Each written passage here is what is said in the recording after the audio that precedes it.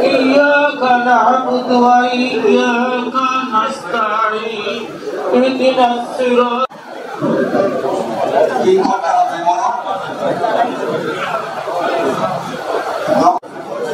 মুক্তিযুদ্ধ শুরুর সাথে সাথে পাকিস্তান সেনাবাহিনী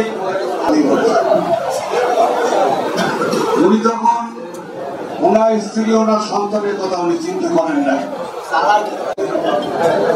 উনি জনগণকে বিপদে ফেলে পাকিস্তান চলে গেলেন। সেই সময় মাধ্যমে তখন শহীদ রাষ্ট্রপতি ক্ষমতা এসে এই দেশে এই একদিনের শাসন থেকে বহুদলীয় যখনই একদিনের শাসন এসছে বাদশাহ হয়েছে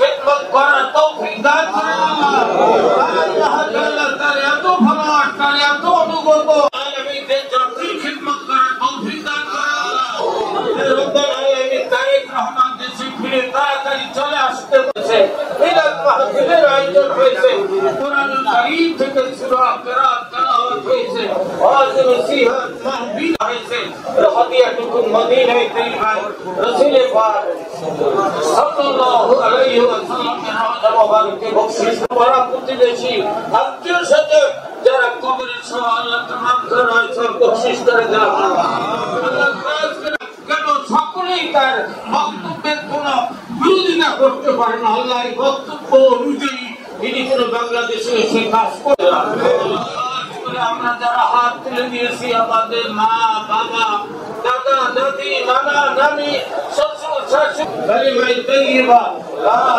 ইলাহা ইল্লাল্লাহ মুহাম্মাদুর রাসূলুল্লাহ। বাংলাদেশের সমস্ত মানুষ দেশনেত্রী বেগম খালেদা জিয়াকে আপসীন নেত্রী হিসেবে কথা মেনে নিয়েছে।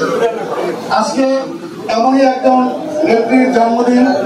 আমরা আল্লাহ তাআলার দরবারে আমরা দোয়া করব, আমাদের সকল নেতা কর্মী আপনারা দোয়া করবেন দেশনেত্রী বেগম খালেদা জিয়া সুস্থভাবে এই জিয়া পরিবারের সাথে এদেশে মানুষ আছে, আমরা আছি এবং জিয়া পরিবারও বাংলাদেশের জনগণের পাশে সবসময় ছিল। গণতন্ত্র স্বাধীনতা সার্বভৌমত্ব রক্ষার একমাত্র প্রতীক জিয়া পরিবার। এই পরিবারের প্রতি আল্লাহ যেন রহমত নাযিল করে।